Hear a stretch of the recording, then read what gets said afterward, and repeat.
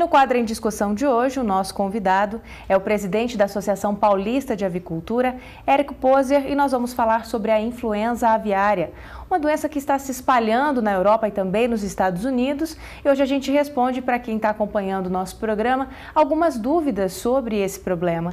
Olá, Érico, bem-vindo ao nosso programa. Olá, é um prazer estar aqui com vocês. Prazer é nosso em te receber. Para começarmos esse bate-papo, explica um pouco para a gente o que de fato é a influenza aviária. Bom, a influenza aviária nada mais é do que uma doença causada por um vírus que vem sofrendo mutações no decorrer dos anos e ela pode atacar qualquer tipo de ave no mundo inteiro. E que sinais essa doença manifesta? Algo é muito característico dela? Sim, é bastante característico. Nos países onde tem surgido os focos de influenza, as mortalidades são muito elevadas, de uma forma assim que é quase impossível não se detectar que realmente é influenza aviária. Então são casos bem graves, onde a mortalidade ela aparece assim violentamente e os sintomas são bastante graves. O Brasil é um país livre da influenza aviária, né? Sim, o Brasil é um país livre da influenza aviária de baixa e alta patogenicidade e continuamos livres e queremos continuar livres sempre. E o que o senhor acha que atribui, né, essa característica do Brasil nunca ter tido algum caso de influenza aviária? Bom, eu acho que num cômputo geral o Brasil ele tem algumas vantagens, como a própria geografia, né? A própria temperatura. Então hoje as rotas de aves migratórias, que é uma das maneiras pela qual o vírus ele é disseminado, as rotas das aves migratórias normalmente elas vão para a costa perto do oceano, na costa do país. Então qualquer tipo de migração de aves aqui no Brasil, eles não têm contato direto ou proximidade com granjas de criação industrial, seja certo. Frango, seja galinha e tal. Uma questão geográfica também. Uma questão geográfica que digamos assim, nos dá uma vantagem muito grande. Outra questão é que quando lá nos Estados Unidos, na Europa, os focos estão se disseminando, que lá é no inverno, sempre no inverno que acontece, então alguma possibilidade de vir de lá para cá, aqui nós estamos em pleno verão. O que tem no verão aqui no Brasil? Um sol escaldante, muito calor, muito sol. E o vírus é um vírus bastante frágil. Qualquer raio solar acaba com ele. Então, são vários os motivos. Nós podemos falar também dos programas preventivos. Uhum. E olha, recentemente foi noticiado aí em todos os sites de comunicação aqui no Brasil, também repercutiu bastante a questão do Chile, né, que é um país que não faz fronteira direta, mas está próximo aqui na América do Sul. É um risco para nós? Bom, no Chile já teve casos de influenza assim, em 2006, se eu não me engano, e nem por isso apareceu por aqui. Mas quanto mais próximo, maior é o risco. Por quê? Porque eu não acredito, sinceramente, que essa doença um dia possa vir através de aves migratórias. Por esse motivo que eu falei. As rotas das aves, elas são distantes dos pontos onde existe criação intensiva de aves. E o problema de estar próximo ao Chile, por exemplo, a nossa grande preocupação é que vem através de pessoas, né? Pode vir por pessoas através da forma de não intencional e intencional. Então certo. Eu acho que tem que tomar muito cuidado porque nós somos o maior exportador de frango do mundo e a gente não pode ter a inocência de achar que não exista, inclusive, interesse de ser trazido isso para cá. Então assim como foi preparado para que não aconteça. Assim como foi a vassoura de bruxa, como foi o problema da ferrugem da soja.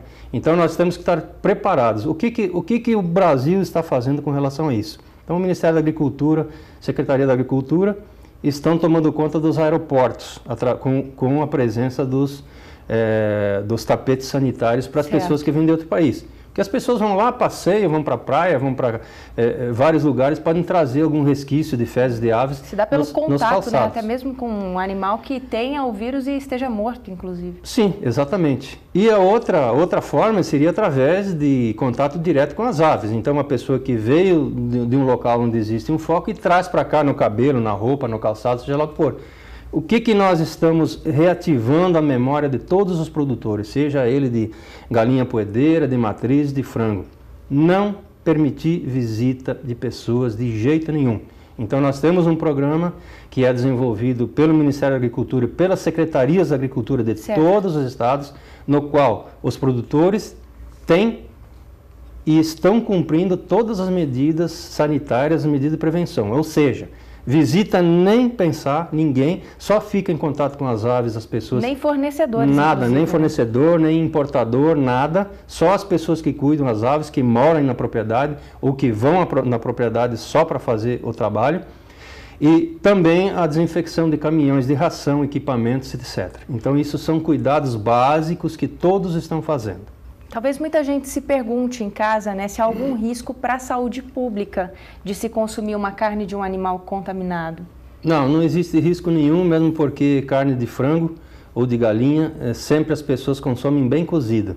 E qualquer temperatura acima de 50 graus destrói o vírus. Portanto, não existe perigo nenhum, mesmo que tivesse um caso de influenza aqui no Brasil, como no mundo inteiro, o consumo da carne não é um risco de contaminação para o humano. O que nós vimos aí pelo mundo afora, alguns casos de contaminação de humanos pelo vírus da influenza, foi em casos extremos onde existe uma convivência muito íntima entre a pessoa e as aves. Por exemplo, teve casos no Egito, se não me engano, na China, onde as pessoas praticamente no período de inverno dormem com as galinhas debaixo da cama.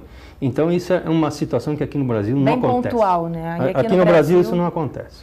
E se a gente for pensar, Érico, em relação ao comércio, né, a exportação, pode favorecer o Brasil nessa situação atual que está acontecendo tanto na Europa como nos Estados Unidos, inclusive lá na África também já tem focos da doença, né? Sim, aí nós temos os dois lados. Tem o lado bom, que seria pela desgraça dos outros, e tem o lado ruim. O Brasil, ele produz mais de 13 milhões de toneladas, exporta 4 milhões de toneladas ou mais, e então 30% da produção de carne de frango brasileira é exportada. Então o que nós temos que ter em mente é que se hoje acontecer um foco de influenza aviária aqui no Brasil, amanhã vai ter que ser notificada a OIE e depois de amanhã não se exporta mais nem 1 quilo de carne de frango e vai ter problemas também para a exportação das outras carnes, seja suíno, seja bovino.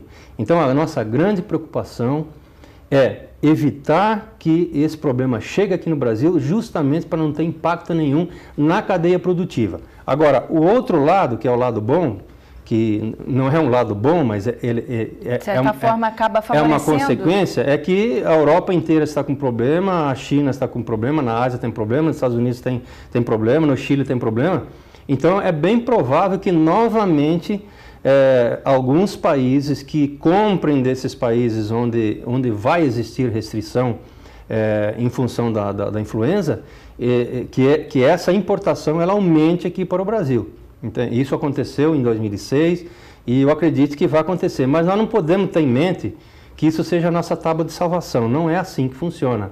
Os países onde acontecem os problemas, eles atacam o problema de frente, eles resolvem, como foi o caso da Tailândia, né? E eles voltam a fornecer para os países importadores. Então, momentaneamente, por exemplo, esse ano 2017, eu acredito que vai impactar positivamente para as exportações brasileiras. Isso é bom para nós.